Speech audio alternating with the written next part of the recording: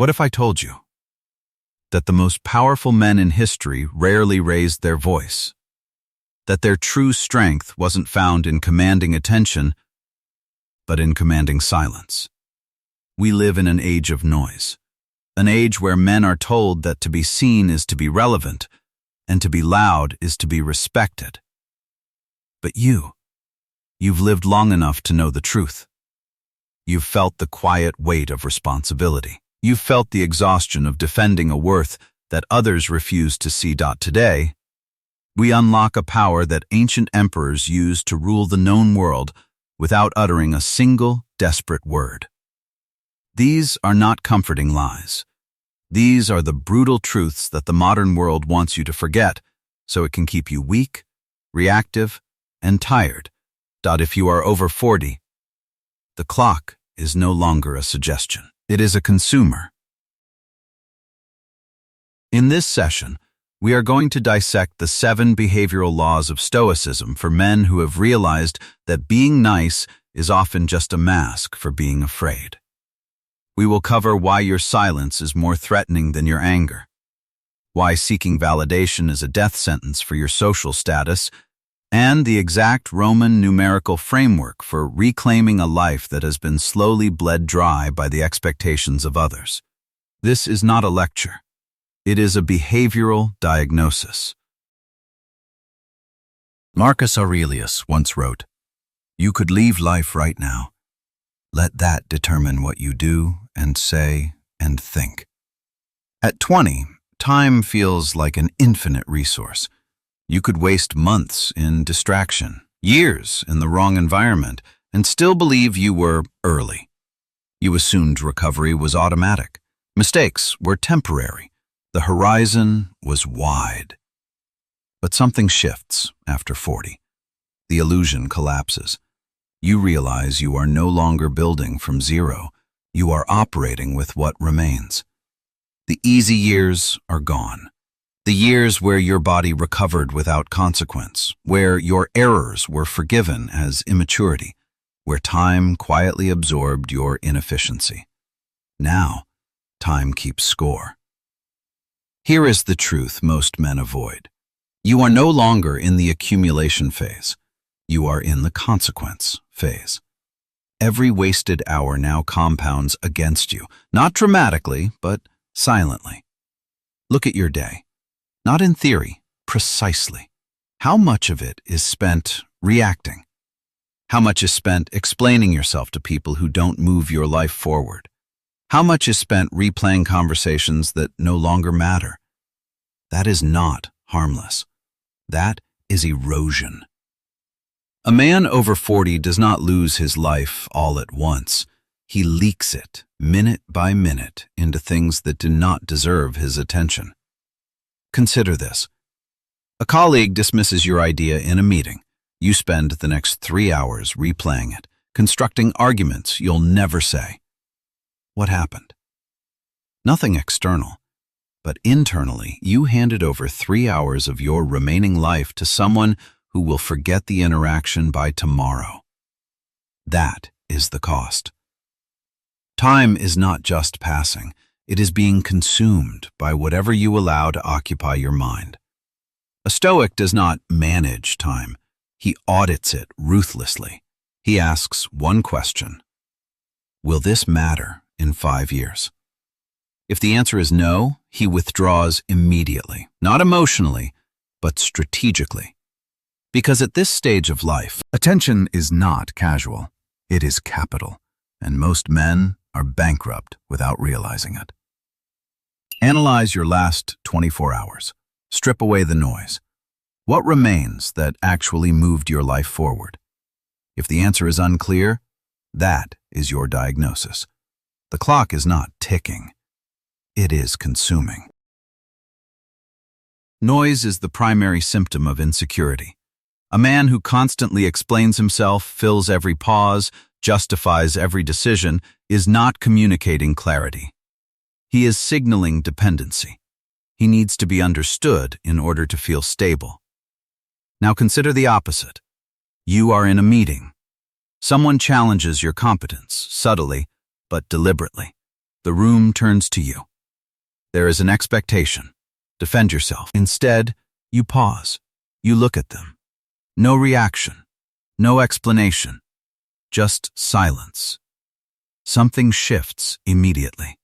Why? Because silence creates a vacuum, and the human mind cannot tolerate a vacuum. The other person begins to fill it. Did they go too far? Did you understand something deeper? Are you unaffected or simply not interested? Their confidence weakens, not because you attacked, but because you refused to participate. This is the mechanism of strategic silence. Most men believe power comes from saying the right thing. In reality, it comes from knowing when saying nothing is the stronger move. Every word you speak exposes something. Your priorities, your emotional triggers, your need for approval. Speech is vulnerability. Silence is control. This does not mean passivity. It means selectivity. If your actions over the last decade have not defined your character, no explanation today will fix it. And if they have, then explanation is unnecessary. Try this in your daily life. When someone provokes you, pause. Count to 5. Observe them, not emotionally, but clinically. Watch what happens. Most people collapse under the weight of their own words when they are not reinforced by your reaction. You begin to see a pattern. The louder the person, the less certain they are. And the quieter you become, the more authority you project. Silence is not absence. It is pressure. Your reputation does not belong to you. It exists entirely in the minds of others, people who are distracted, biased, inconsistent, and often projecting their own insecurities. You can live with discipline, integrity, and consistency and still be misunderstood. You can give years of loyalty and be reduced to a number in a single decision. If your identity is tied to how others perceive you, then your identity is unstable by design. Because perception changes faster than reality. Here is the distinction. Reputation is a ghost. Character is the bone. The ghost shifts depending on who is looking. The bone remains, whether anyone sees it or not. Most men spend decades managing the ghost, polishing their image, adjusting their behavior for approval, and in doing so they neglect the only thing that actually matters: their internal standard. The Stoic framework classifies reputation as an external. That means it is not fully within your control and therefore cannot define your worth. Now take this further. Imagine this scenario. Your reputation is destroyed. You are misunderstood, misrepresented, even disliked. Now ask yourself, can I still act according to my principles in that condition? If the answer is yes, then reputation is irrelevant. If the answer is no, then your principles were conditional. This is the test. Because real character is not what you display when you are respected. It is what remains when respect is removed. Stop asking, how will this look? Start asking, does this align with my standard? The first question makes you reactive. The second makes you sovereign. You cannot control the narrative others create about you, but you can control whether it changes how you act. And that is where power begins. If your self-worth depends on applause, you are owned by the audience. This is where most men break. Not physically, not financially, psychologically. You believe you need recognition to confirm your value. A promotion, respect from your family, acknowledgement from your peers. But validation is not a reward system. It is a dependency loop. The more you rely on it, the less stable you become, because you are outsourcing your identity to people who are inconsistent by nature. One day they approve, the next day they ignore, and your internal state follows their fluctuations. That is not confidence. That is control, just not yours. Watch what happens when a man stops seeking validation.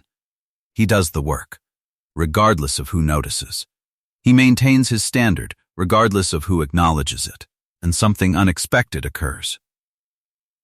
People begin to respect him more, not because he demanded it, but because he no longer needed it. This is the paradox. The less you chase validation, the more naturally it appears. But by that point, it has lost its influence over you. Your work does not become valuable when it is seen. It is valuable because it meets your standard. That is enough. Most of your suffering is not caused by events. It is caused by interpretation. An event happens. Neutral. Then you label it. This is disrespect. This is unfair. This means I'm losing control. That label becomes emotion. That emotion becomes reaction. And suddenly, you are overwhelmed by something that did not inherently contain that weight. Your emotions are not reactions. They are decisions you repeat. Consider this. Someone interrupts you in a conversation. Event, interruption. Meaning you assign, they don't respect me. That meaning triggers frustration. But the frustration is not in the event, it is in the interpretation. Change the interpretation. They are impatient. Now the emotional response shifts. Same event, different experience. This is where responsibility begins, not in controlling the world, but in controlling the meaning you attach to it. A Stoic does not eliminate difficulty. He removes unnecessary suffering by refusing to distort reality. Stop calling everything bad. Call it data. A difficult colleague becomes a test of patience. A financial constraint becomes a test of discipline. The situation remains, but your relationship to it changes. And that is where control exists. You plan your next vacation. You plan your next purchase. But you do not plan your final decade. That is the blind spot. Death is not a distant event. It is an ongoing process. Every day that passes is not just time lived, it is time removed. And yet most men behave as if they are operating on unlimited supply. They delay difficult decisions. They postpone change. They tolerate what they should eliminate because they assume there will always be time later. There isn't. This realization is not meant to create fear. It is meant to create precision. When time is finite, your decisions become sharper. You stop engaging in unnecessary conflict. You stop chasing irrelevant approval. You stop delaying what matters because you understand the cost of delay. Clarity comes from constraint. And nothing creates constraint like mortality. You are not preparing for death in the future. You are living within it now. The only question is, are you using that awareness or avoiding it? Your life is a reflection of what you accept, not what you say, not what you intend, what you tolerate. If you tolerate disrespect, you normalize it. If you tolerate poor habits, you reinforce them. If you tolerate environments that drain you, you remain in them. This is not external, it is internal permission. Every standard you set is enforced by what you refuse. Boundaries are not declarations, they are decisions, and they are visible in behavior, not words. When you stop tolerating what weakens you, your environment changes. Not because others adjust immediately, but because you do. And that shift creates separation. Some people will leave. Let them. Because they were aligned with your previous standard, not your current one. A man's worth is not measured by what he achieves. It is measured by what he refuses to compromise. That is the Stoic standard.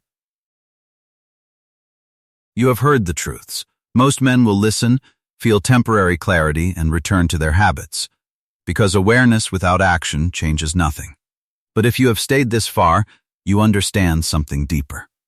This is not information, it is instruction. So decide, which truth did you need to hear? And more importantly, what will you stop tolerating? Because that decision, not this video, is what changes your life. Stay stoic, stay dangerous,